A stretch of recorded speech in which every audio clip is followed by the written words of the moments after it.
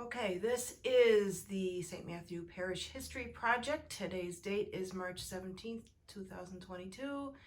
My name is Mary Komorowski. I am the interviewer and will be interviewing Father Bill Stanfield, former pastor of St. Matthew. So, Hi, Mary. welcome. Hi. So, Father, can you describe the beginnings of your involvement of St. Matthew, when you came here, etc.?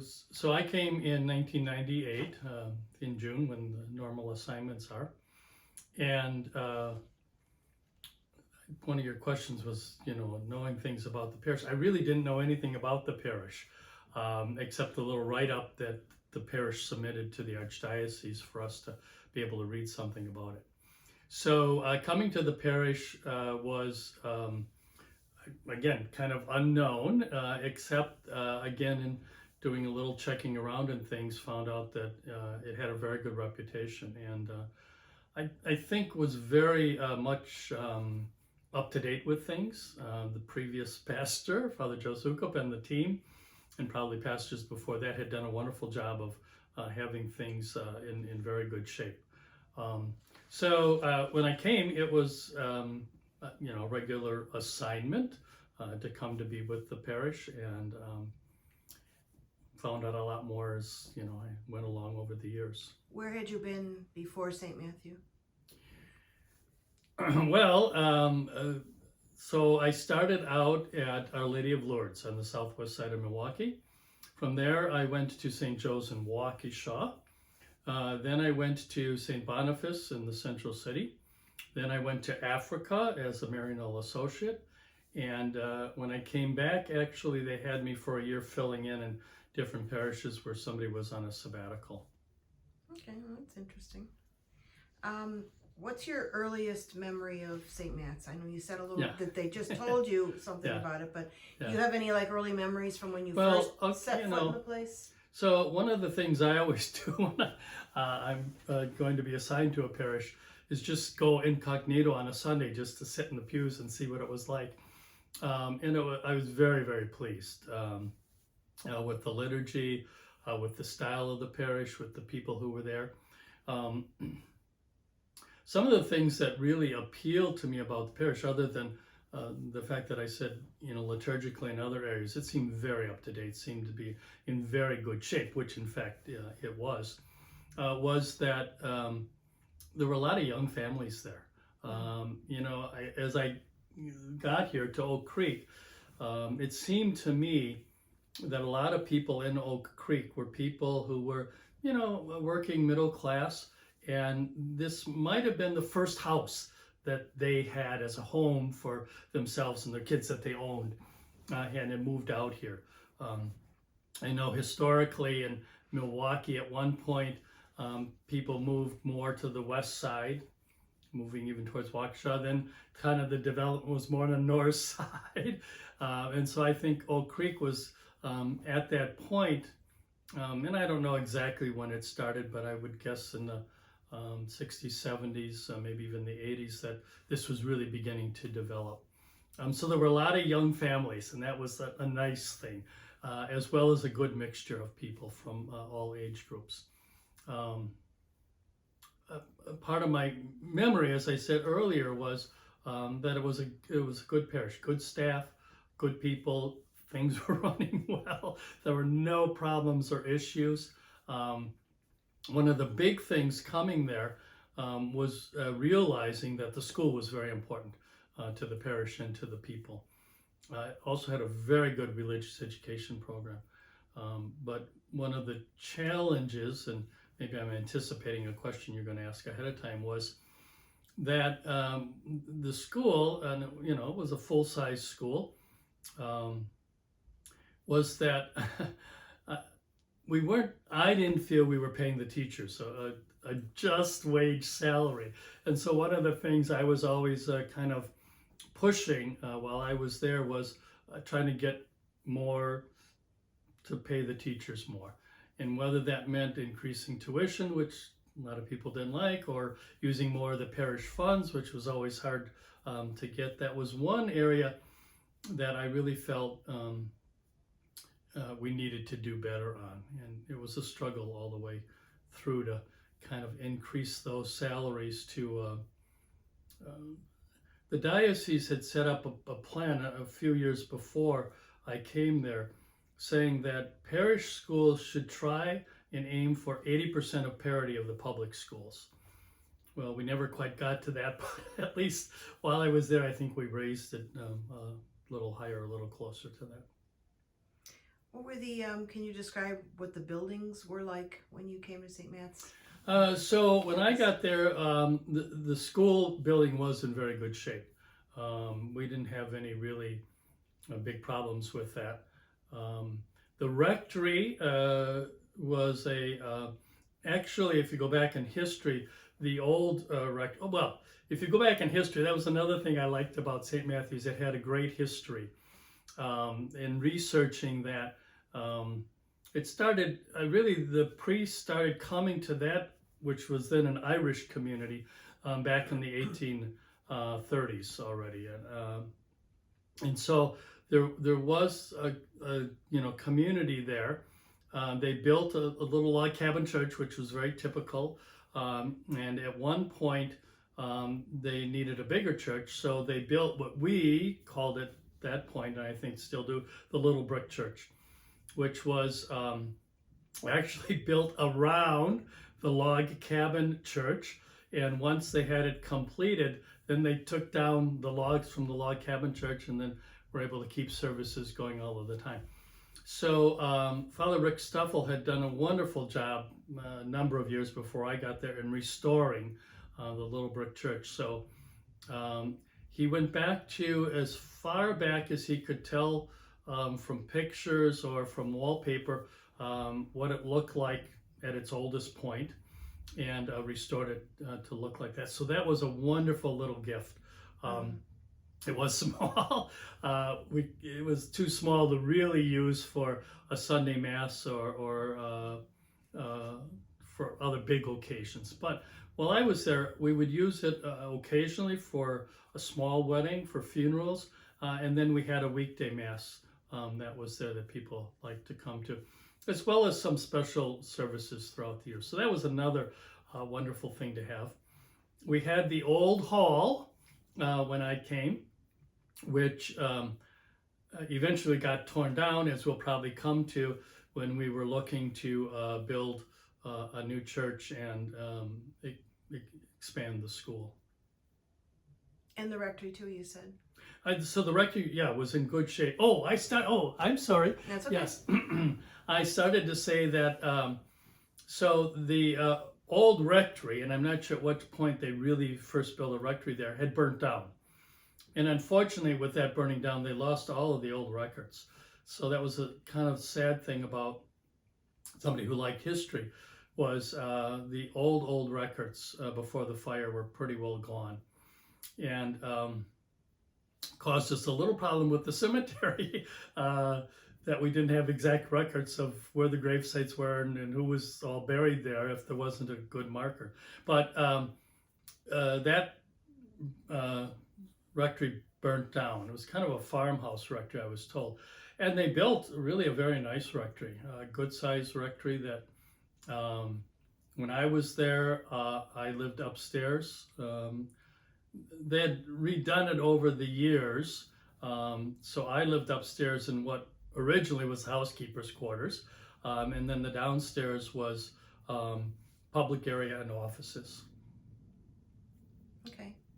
Oh, and then there was a little place out back that we used kind of as a storage room for equipment for yard work. I mean, like the garage?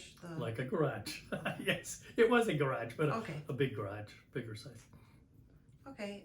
What about staff? You started to talk a little bit about staff. Yeah, staff. so when I came, that's another good thing about the parish. It really had a full staff.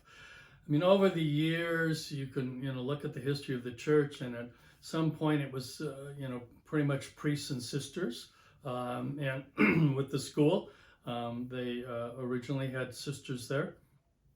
But in the time that I came, already parishes had gone to realizing there were going to be less priests, So we had people like, we called it a pastoral associate.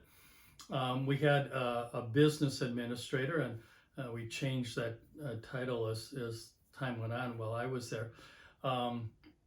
We had a couple people working in religious education. We had a couple people working in liturgy, and we had, again, a full staff in the school, including the cooks and the maintenance and some teacher aides and others. So it was well staffed. I mean, a lot of good people who were doing wonderful, good work.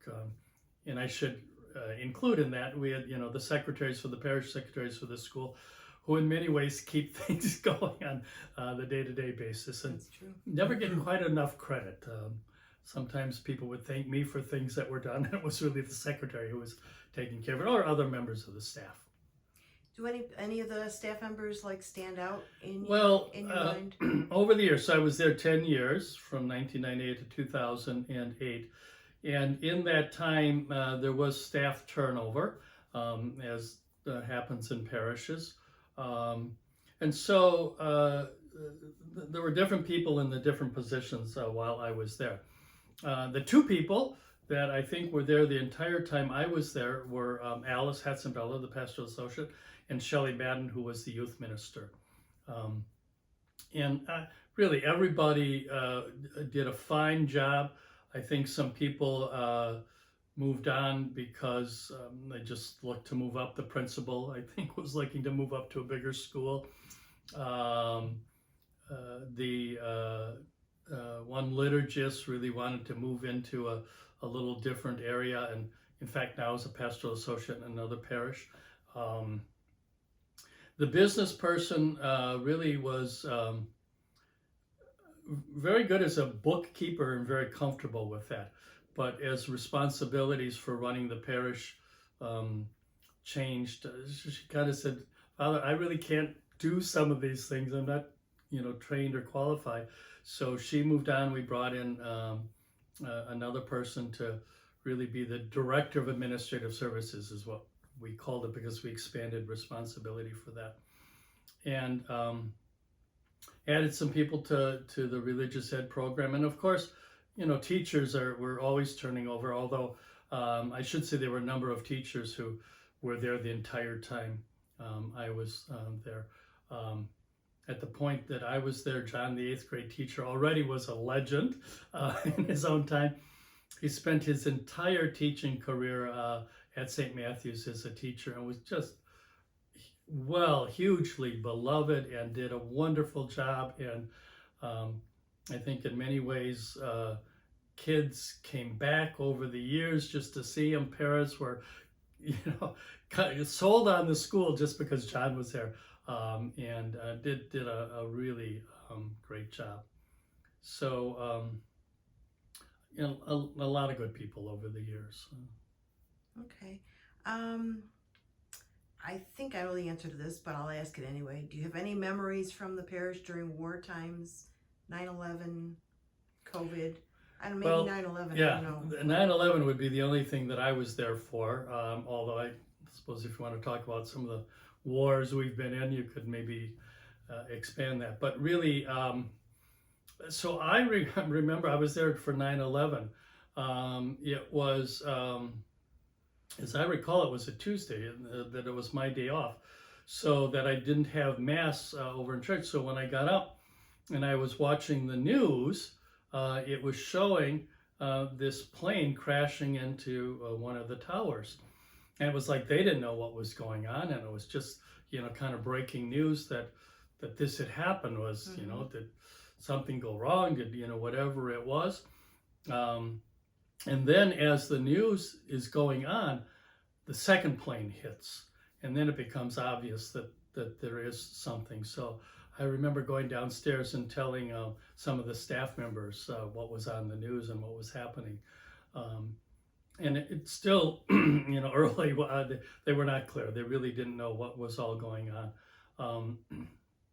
But I also remember then that next Sunday, I know people in the United States were very angry and very upset. And by that point, it was quite clear that I think, as we were saying back then, Arabs were involved. I don't think they had all the details on who all of the people were, but there was a lot of real bitterness and hatred going on for Muslims and Arabs that were playing out everywhere, and everyone was talking about it. And I remember that weekend, the homily I gave was trying to say to people that this is a horrendous thing that has happened to us, and but we should be careful not to blame all Arabs or all Muslims for this. That it was, just some group within them, and as time went on, we found out more about that. But really urging people not to be, so anti, as well as much as to I guess I wanted to say to, not be bitter against, again, all Arabs or all Muslims, and that the gospel for that weekend worked well for that, and kind of used that to say, we should be more seeking to be peacemakers rather than people who want to just revenge. Do you recall any other events or ways that you acknowledged 9/11 at the parish? Yeah. Did we what? Other ways that maybe 9/11 Oh, well, was I think we had a acknowledged prayer service right away. As I don't recall, I didn't look that up, but I'm quite sure we would have had a prayer service right away that week, even before the weekend. I don't remember other major events in the United States. I mean, there's always the elections. Of course, again, how you want to see it, the United States did go into Afghanistan with the fighting. And then, I'm sorry, we went into Iraq, I think claiming that Iraq was behind this or very much involved. Ended up a lot of the people were actually from Saudi Arabia, but and it was more of a particular fundamentalist group within the Muslims. It wasn't all Muslims, but so we did go in bombing and taking over Iraq, and then while I was still there, then we went into Afghanistan and did a lot of fighting there. I think those events were certainly national events and things that people very much were aware of and involved in. But in some ways it was kind of distant from the immediate things we were dealing with in the parish. I mean, we were trying to, as we'll get into, I think, trying to help the parish to grow. I mentioned we were, always trying to increase income, so we would especially be able to pay the teachers a better salary and the other staff people, and just a lot of activities going on in the parish. So I don't think those were big, huge parish involved events or activities. They're certainly in the news. They were certainly things that people were aware of and talking about.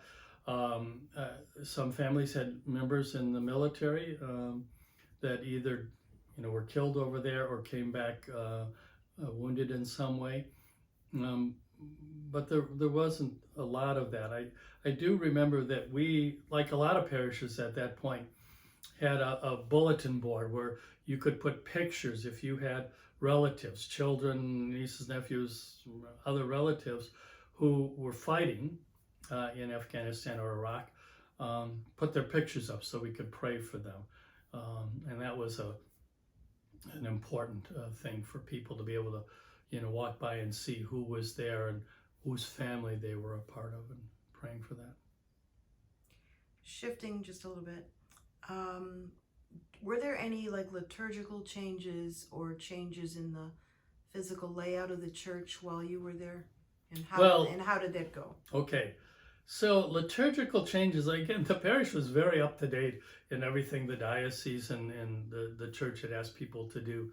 Of course, over time in the church's history, and I think especially since Vatican II, there were a number of times when the ritual books were changed, and we introduced those changes, but I think none of them were the huge major changes that took place in the 60s.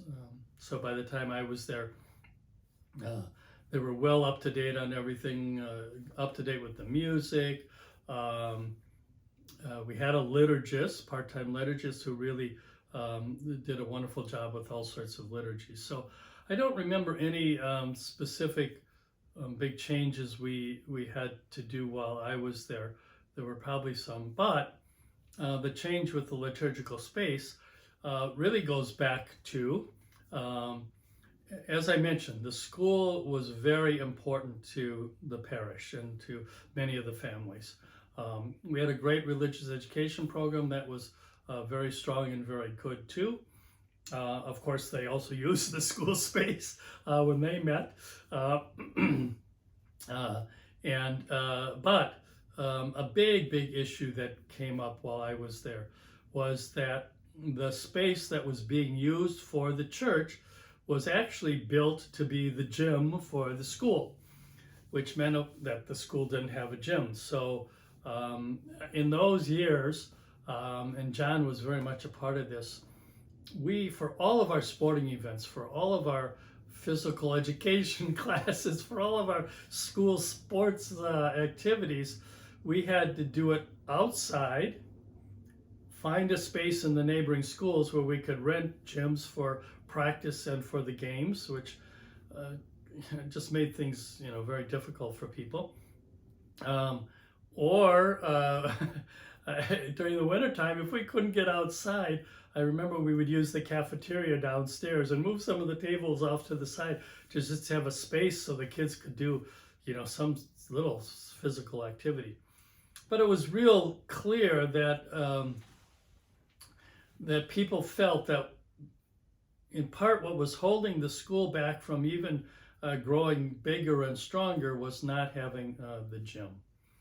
So parish council began to talk about that. The school board did. I should say also, earlier I was going to mention when you asked about, there were a lot of good committees there. They were good people, volunteers who were on the committees. There were, I don't remember us ever having any big problems, and in fact, a lot of good people. So when these issues came up, people would talk about them. So in going through a long process of talking about, that we want to help the school grow, we don't have a gym, what are we going to do? We looked into all sorts of different options. Well, to make a long story short, because this went out over a long period of time, we finally decided that the option that we wanted to go with as a parish was that we would build a church. And then we would be able to convert the church space into the gym, that it was meant to be, and have the gym for the school. And so we decided to do that. The parish, I'm told, when they built the school, it was a huge financial burden. In fact, I'm told that the parish almost went into default. The parish almost had to declare bankruptcy because whatever the mortgage period was, it was getting hard for the parish to pay that off. So one of the things that was very clear about many people in the parish who had been there for years was, Father, if this means we're going to have to go into debt or take a long-term mortgage, it is not going to work, because we did that and we saw how disastrous wasn't the right word, but how much of a difficulty this was to the parish, and just people going through that. So what we decided was, okay, let's not build this big church and the other things that we would need along with that all at once. Let's do it in segments. So what we decided to do was, off of the front of the school, to build what was going to be the gathering space, both for the new church as well as a big entrance for the school and a big space that could be used for school activities.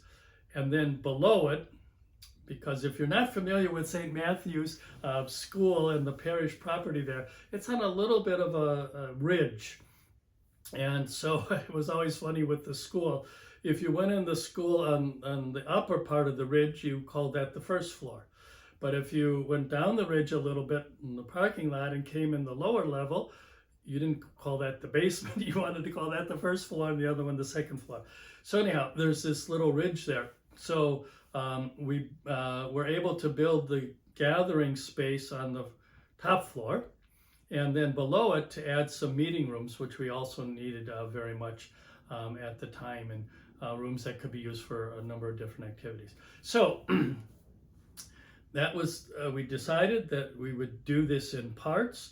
We would start with this gathering space that I think turned out very well. At least people's reactions to it were wonderful. A lot of people who were kind of questioning it or were wondering, why spend money on this?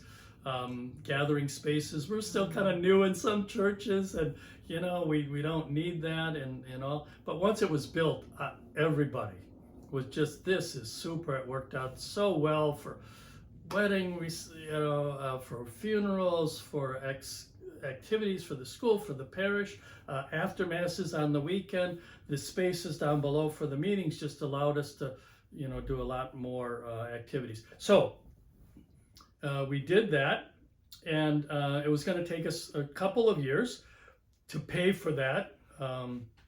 Actually, we had raised a lot of the money up front, and it was just going to take us, I forget if we said 5 years or whatever to pay this off. So I don't even know if we did a mortgage. I think we just took a loan. You'd have to go back in the records to check that to be clear.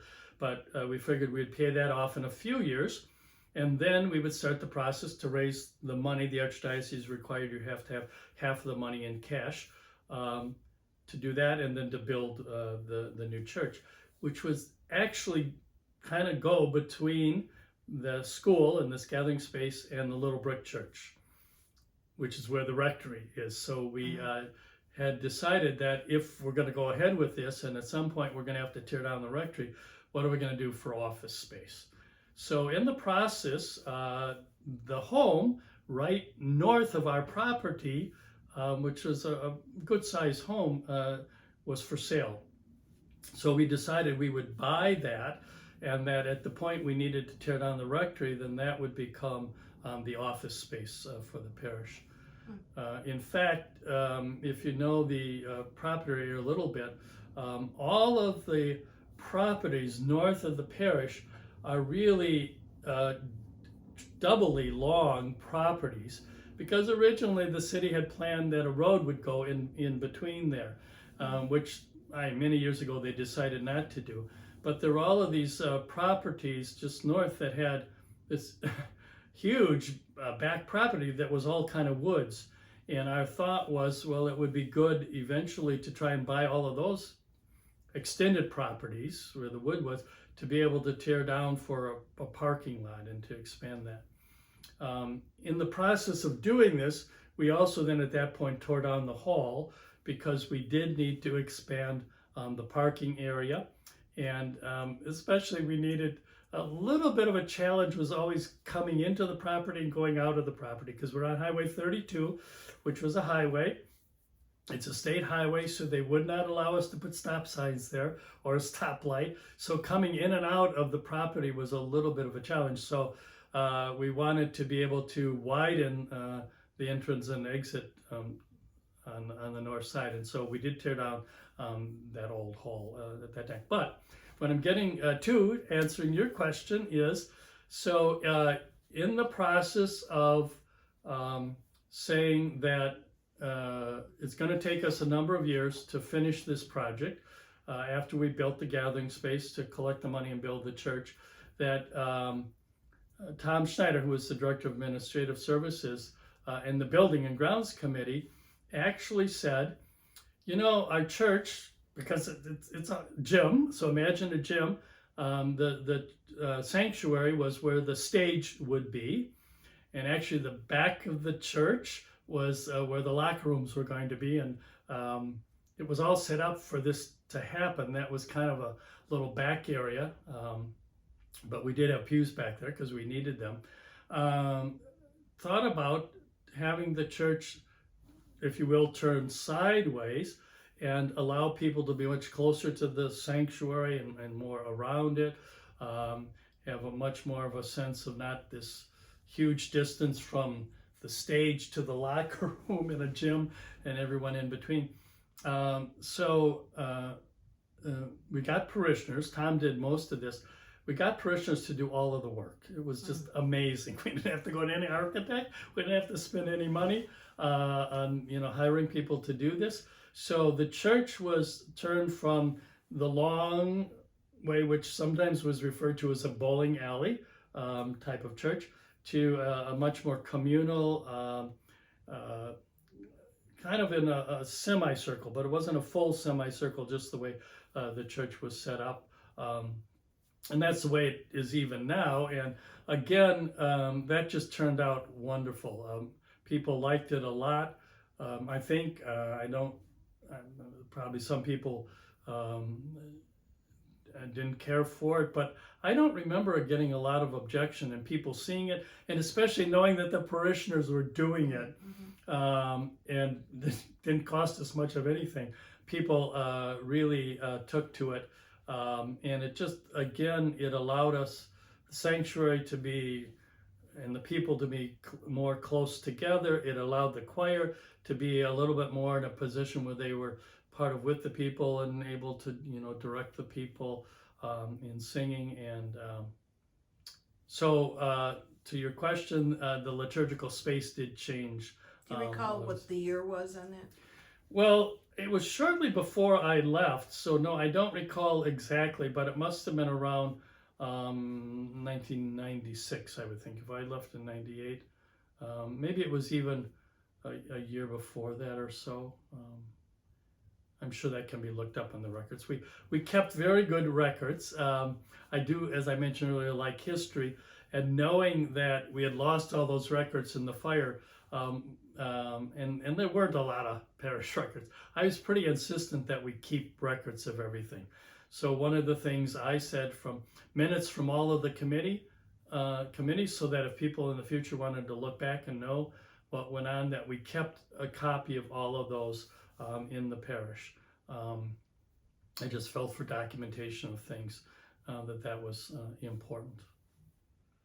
All right, shifting again, since you mentioned the word committee, are there any committees or activities at the parish that really stood out for you, that you enjoyed, or things that maybe that you initiated? So there were all of the committees, and they were all very good committees. I think every committee that I remember had good people on there who took very seriously their responsibility. And so we had a strong parish council of the school board, because again, the school was very important to the parish, was a strong and good group. We had all the others. We had finance, we had maintenance, we had a good religious education committee, we had a good liturgy committee. And I'm probably missing somebody, but one of the groups that stands out to me was St. Vincent de Paul. I just thought they did a very good job of trying to care for people who were in need, and making sure that we had financial help, but also food and clothing and other things to help. Even before I got there, Oak Creek parishes, churches had come together and set up a community-wide food pantry that was at the Salvation Army. They had the biggest space at that point, and things were coordinated through that. I should also say, wasn't really a parish committee per se, but there was a very strong ecumenical group in Oak Creek and Franklin that we met every month, and I did a lot of ecumenical activities, did a lot of time talking about, what were situations and needs in Oak Creek and Franklin that should be being addressed, and how we would do that. That was a good group. I do remember or think that when I came there, we really tried to set up the RCIA. Now we don't say RCIA, we say OCIA, the Order of Christian Initiation of Adults, which is a program for receiving people into the church, or people who want to be baptized into the church, or any people who as youth did not receive their sacraments of communion or confirmation or first reconciliation. So it was kind of inclusive of all teenagers, older, youth and adults, and that was something that I had an interest in from the previous parish I was in, and so we worked on setting that up. And I don't remember if we had an evangelization committee along with that, or if we primarily worked on Christian initiation of adults, but we did try and do some evangelization things, helping people to see the importance of sharing our faith with others, and helping, whether that's, I would always say to people, you as parents do that with your kids all the time. You're sharing your faith with them. You're helping them to learn about God, to learn how important God is and how God's a part of your life. Well, we just need to continue to do that for young people, for other adults who either don't have a church or maybe drifted away from the church for whatever reason. So I know we had some programs that we did for that at the parish. So I really, as a pastor, I worked with all of the committees. All of the committees really did a good job. We did have staff people who kind of maybe focused on one or other of the committees. But again, having good staff people, I think they worked with the committees very well, and all of them in their areas did a really good job. How has the involvement of the laity in the parish changed over the years? Well, so I was born before Vatican II, and kind of remember what we oftentimes refer to as a pre-Vatican II church, which was that the church was largely the priest and the sisters, and maybe the priest's housekeeper, or they didn't really say secretary back then, but that's the role that person had. Because if you wanted to get to the priest, you often had to go through that person. But that pretty much the sisters, ran the school. There might have been a few lay people coming in as teachers in the 50s, but really that developed more later. So when Vatican II happened, one of the things it really emphasized was, all people, all church people, all Catholics, all the baptized are called to share in the mission and the ministry of the church. That this isn't just, we used to say, pay, pray, and obey, and the priests and sisters will take care of everything. It's no, everybody in the church is called to be involved in living their faith, and involved in, as I said, the ministry of the church, the mission that Jesus gave to us. So the Vatican Council was in the early to mid 60s, and coming out of that was a real strong focus on lay people being involved. So that was going on and Milwaukee as an archdiocese very much was in the spirit of the Second Vatican Council in developing all of this. So in the 70s, you were finding lay people starting to be hired for different positions. I mentioned staff positions earlier. And in the schools, as there were fewer and fewer sisters, there were more and more lay people coming in and teaching in the schools. And so by the time I got there in 1998, this was all well established with staff. There was one sister left in the school from the order, and because she was the only one left, the order had called her back to St. Louis, where they had their headquarters. And other part of the lay development was the committees.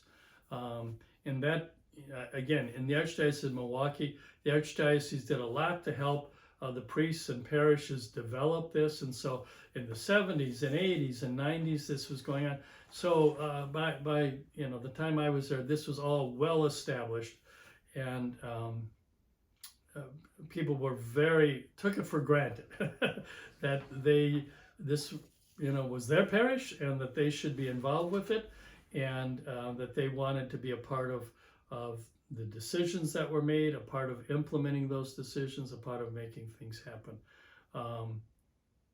Again, the one area that I remember was the Christian initiation of adults, and really trying to get people to see that they won't just go and see Father for some individual sessions and Father will teach them the catechism and then they secretly get baptized or received into the church. It was, no, this is what the parish does, and this is an important part of who we are, not only preparing them, but especially receiving them and then helping them, feel that they're part of the parish, be part of the parish.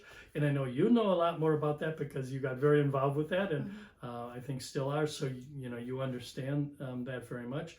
But it was a very important part of again, who we were as a church. As a church, we're people who feel blessed that it has been handed on to us by our parents or by others, to come to know about God and know about Jesus, and what that means for us and our lives and our world, and how this is here to help us have better lives and have a better world to live in. And then that's not something we just had when we were little kids.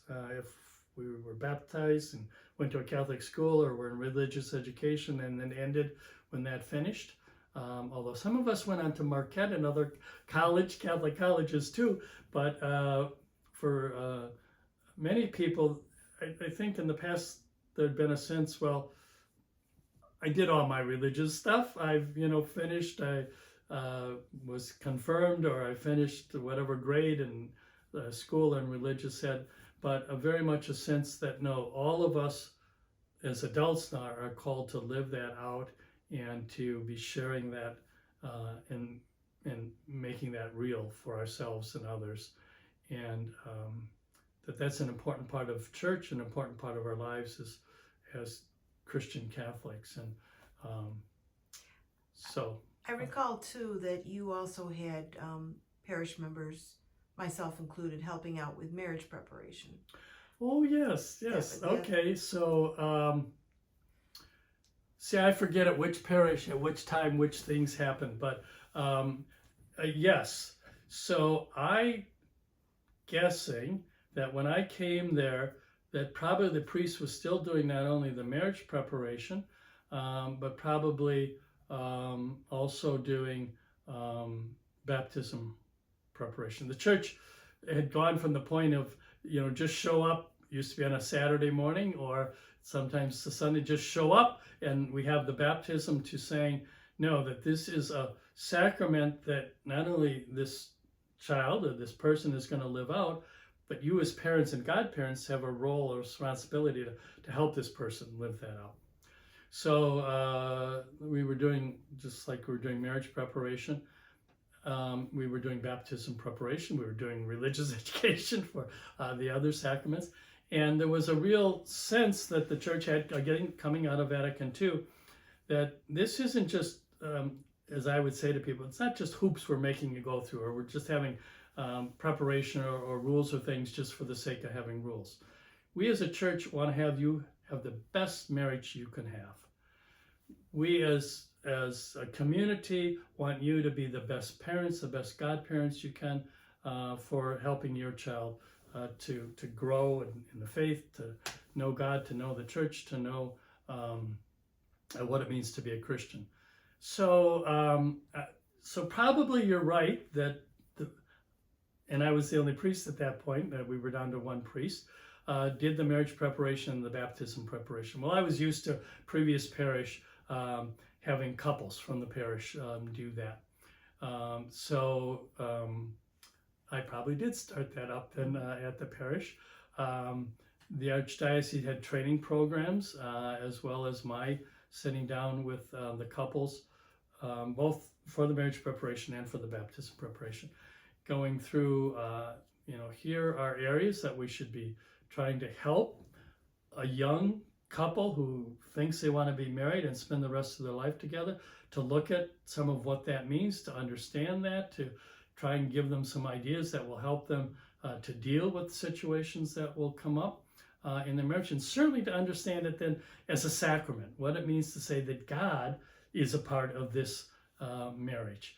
Or to parents with little children, okay, what are some things that can help you be a better parent to this child? What are some resources that are there?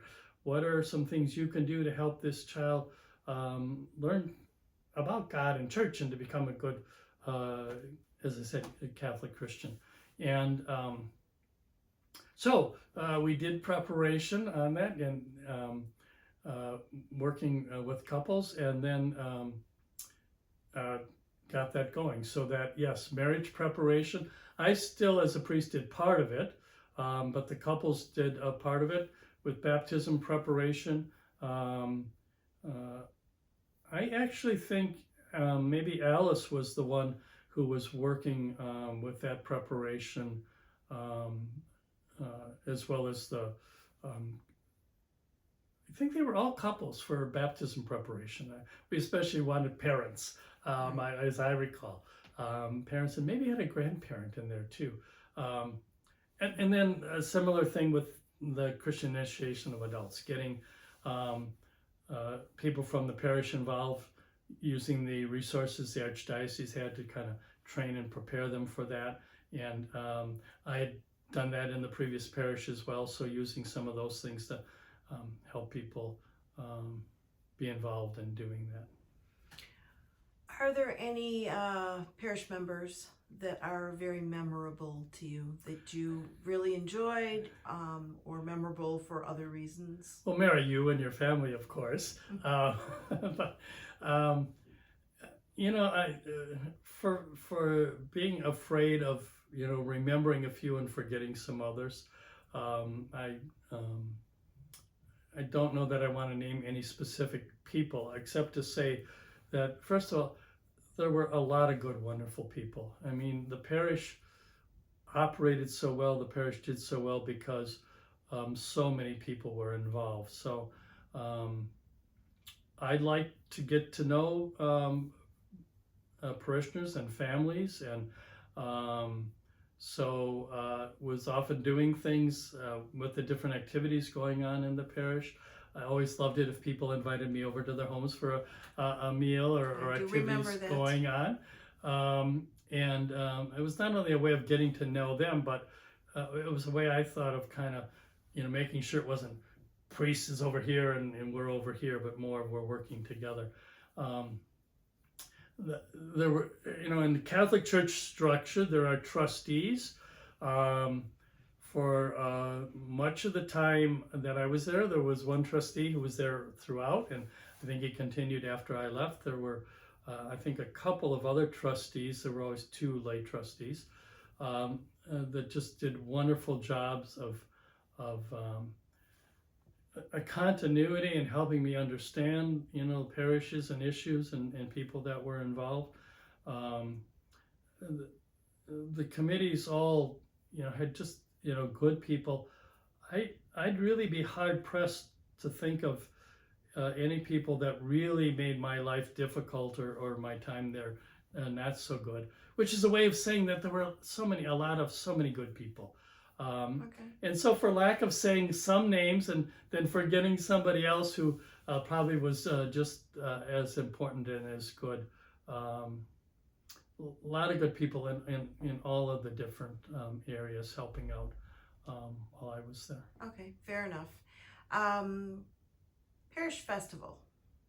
That's kind of an out of the blue. It's not on my list of questions, but I believe, we used to have them at St. Matthew's, and they've stopped. I'm thinking somewhere in your tenure. So can you talk about that a little? Yeah. One of the other groups I was going to mention earlier that I forgot to mention was there was a good men's club the Holy Name. They still refer to themselves as Holy Name.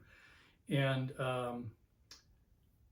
they provided a lot of different activities in the parish. One of the famous ones, I think it's still going on, is the fish boil. A lot of parishes had fish fries, but we had an authentic Green Bay, Door County, northern Wisconsin fish boil. And they did a lot of good work with that. I honestly don't remember if the festival was still going when I was there, but I do remember, now that you're asking this, that at one point we decided we wanted to have just a fun festival, not a fundraising festival. Another area that I was really thought was very important were social activities. So we had a, I don't know if we called it a social activities committee or exactly how we did that. But to have social activities that were just fun, good, gather people together to have a good occasion. As I said, the Holy Name had a number of different activities they did throughout the year. The fish boil, people had that going every month, even in cold winter months, I remember that. And so I don't remember exactly how we did this. Maybe you have a better memory than me on. I kind of think the festival had already stopped, but we decided we were going to have some sort of fun activities. Yeah, I recall. Not to raise money, but Yeah, I recall working on it, Yeah. and I think it was while you were there. So it would have been more not to But it was raise difficult. money, but to just Yeah. have good activities to kind of have a chance for people to come and just have a good weekend doing things together. Okay, I think we did have it because I remember two things, that the diocese was kind of clamping down a little bit on gambling that was going on in parishes, because the government was saying there were regulations what you could legally and not legally do, and some parishes were still doing some things that the government was frowning upon. So I remember we had discussions about that, whether we were going to do those and which ones. And the other thing was festivals sometimes are known for a lot of beer drinking. And I didn't want, in fact, a lot of money raised at festivals were from the beer tent. I didn't want that to be a big thing that we were noted for. So I'm sure that I tried to tamper that down a little bit, but still, have beer available, and just be able to have a good time with people. Okay, shifting thoughts again. Getting into the final questions here. When you think about St. Matthew's future, what excites you the most and what concerns you? Well, I would say that it's a great parish. It has a lot of great people involved. It has a lot of great activities. I haven't followed all of those since I left in 1998. But my impression is a lot of those things are still going on, and a lot of good things. I've been back for a few funerals, a wedding. The liturgy is still going very well. Music is great. The school is still there. I think it's still going strong. Unfortunately, the next pastor didn't continue the plan to build the new church, so the church is still in the gym space, and the school still does not have a gym. But I think that would have been a real positive thing for the parish. Oak Creek is still growing. One of the plans that was being looked at was the whole area east of the parish going towards the lake, which at one point was a little community called Caroville, built around the factory or foundry or tannery at one point that was there. and that had long been torn down, and because of some pollution issues, it really hadn't been built up. But I remember when I was there, the Oak Creek had looked into trying to get a developer to come in. It's a huge area, and develop it in terms of, they had a whole plan for combination of apartments and townhouses and condos and homes and a little shopping area, and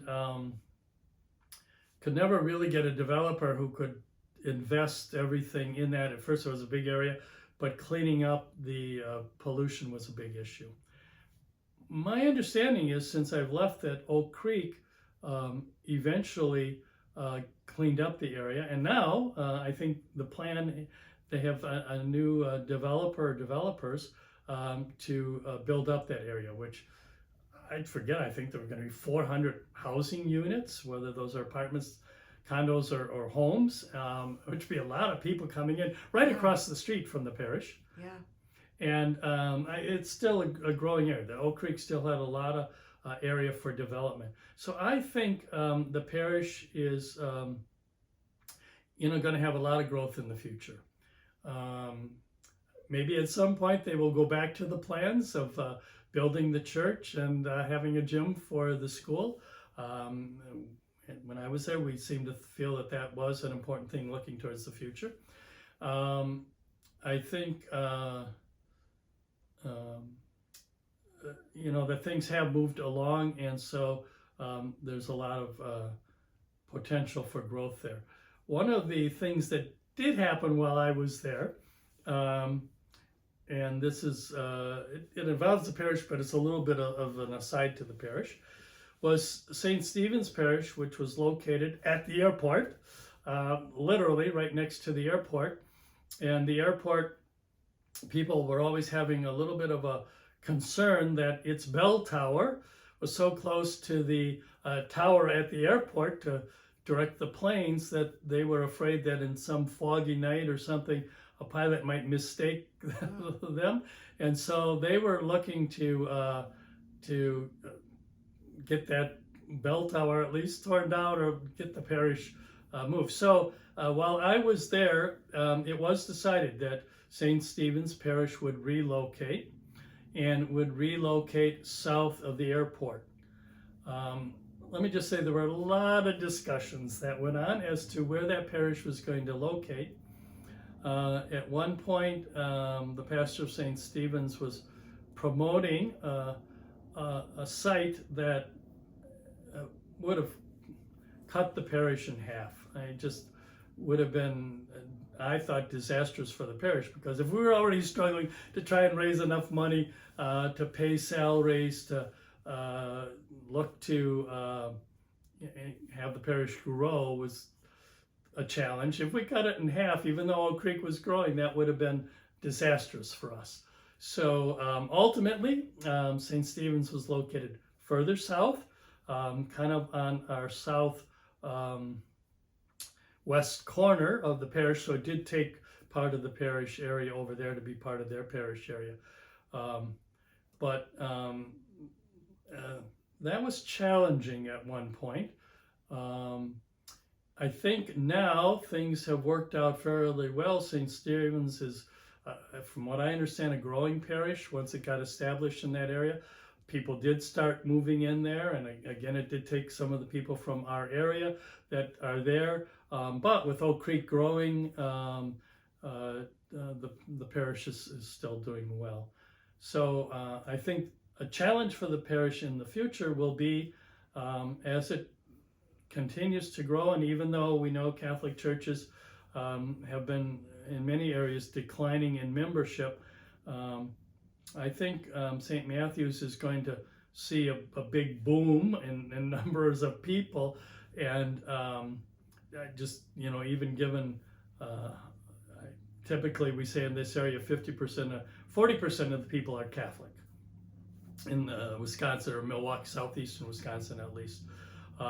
So I don't know how many thousands of people they're considering moving into that area, but even if it's 20% of those, that's going to be a big increase for the parish, which would mean, having a bigger church might be a question at that point.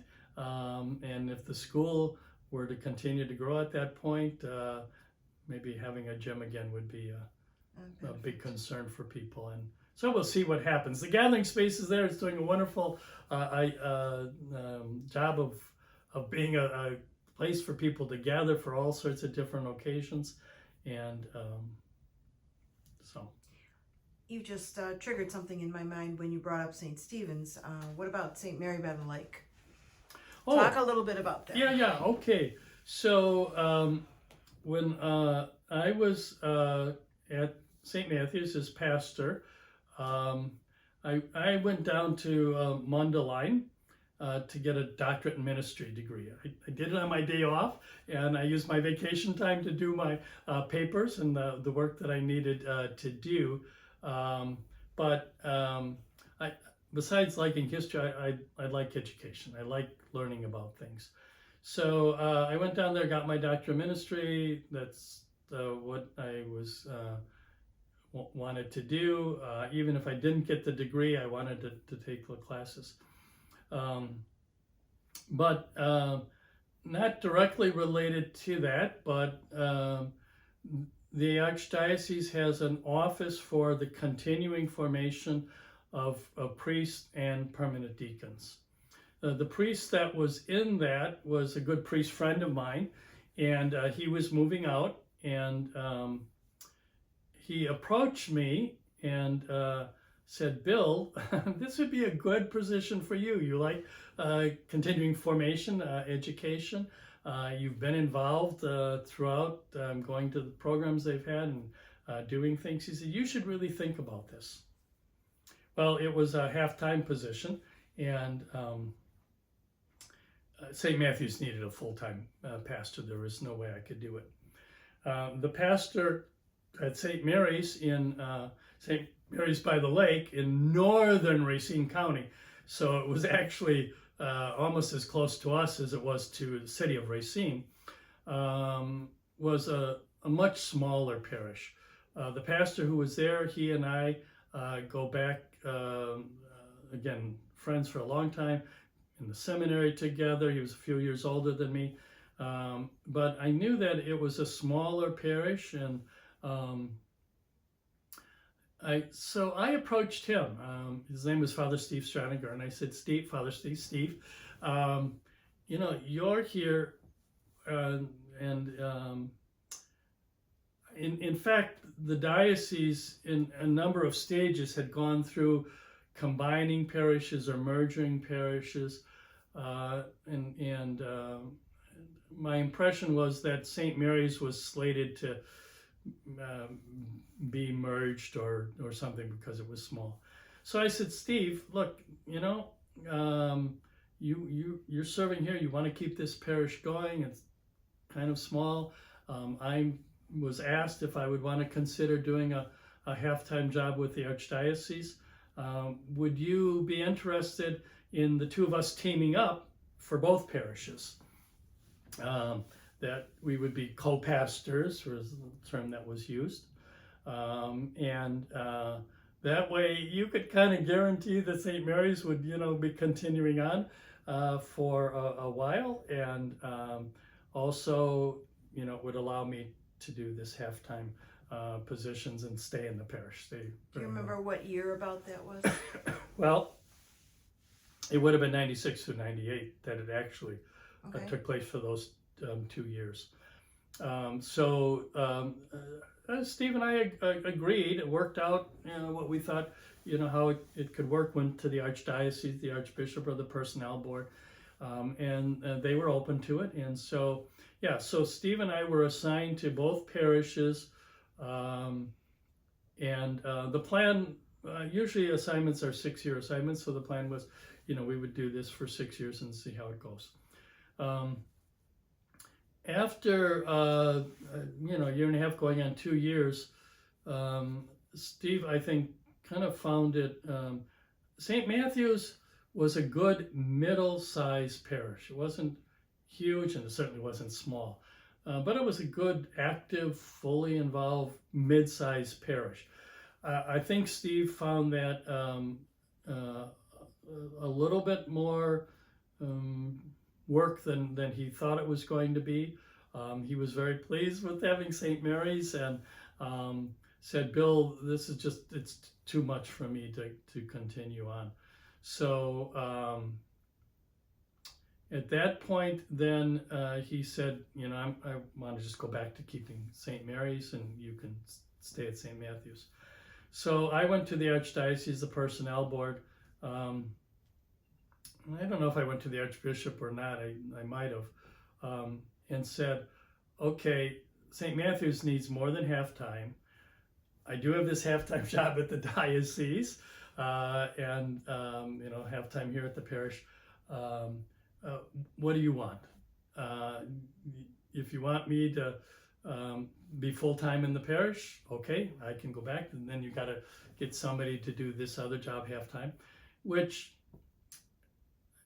it was a little bit a job that was a little bit hard to get a priest to do. It was half-time, so you had to find somebody who was willing to do half-time something else. It was an area that there weren't a lot of priests jumping to be in that area, take that job. So I said, you need to decide. The continuing formation of the clergy was housed at the seminary. So the rector of the seminary, who technically was my supervisor for that, I mentioned to him too. I said, Steve wants to move, and so whatever the diocese wants, I'm willing to do that. Well, eventually what happened was the rector of the seminary had just become the rector of the seminary that year, and the diocese had told him his position would no longer have a priest because they were short on priests. We just, were fewer and fewer priests. And he went to the diocese and said, "Look, you told me, you wouldn't give me a full-time priest to do this job, but what if we had a half-time priest doing it?" And he sold them on that. So the Archdiocese Personnel Board came to me and said, "Would you be willing to have the half-time Director of Continuing Formation and half-time seminary work?" And I said, "Okay, but then you need to get somebody for the parish." And so that's when they then put the parish on kind of a listing that we have for priests to be able to apply for it and to know that it's looking for somebody.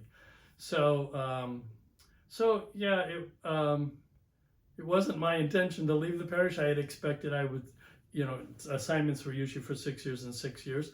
So I was thinking I was going to be there 12 years.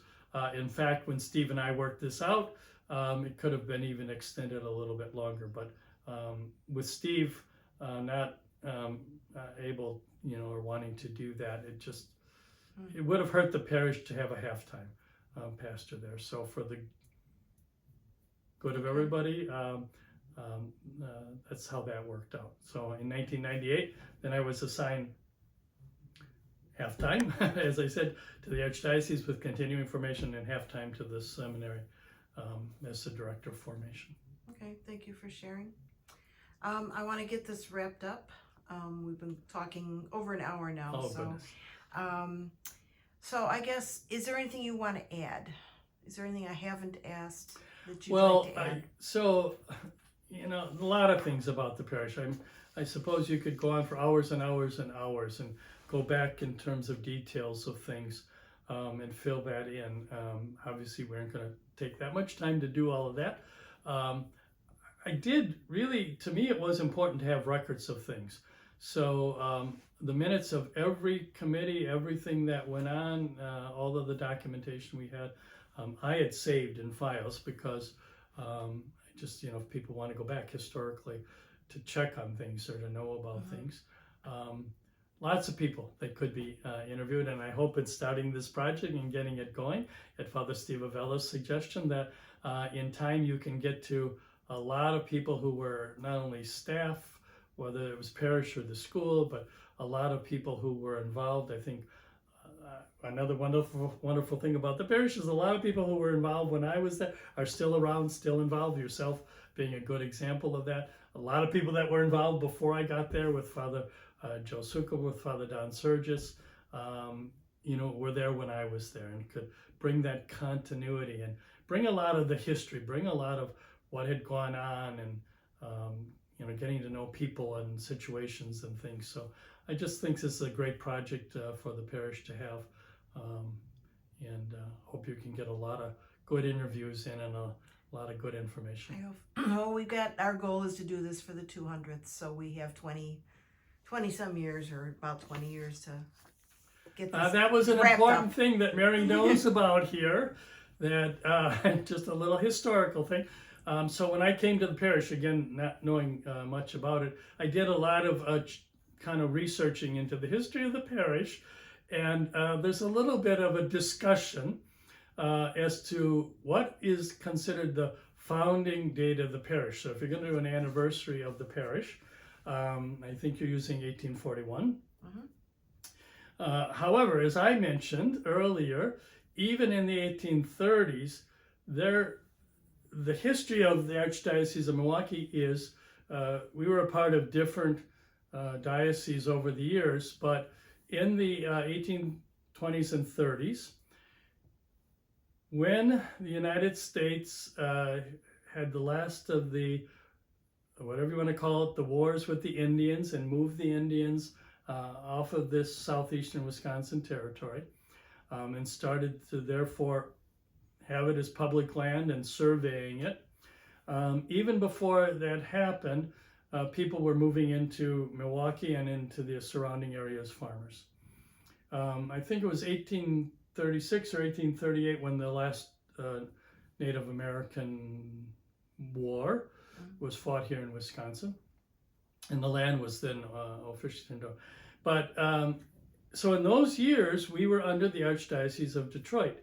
So what happened was priests from the Michigan side of Lake Michigan came in a boat over to Milwaukee, the port, the biggest port at that point, and found that there were Catholics here, found a parish, a community in the city of Milwaukee.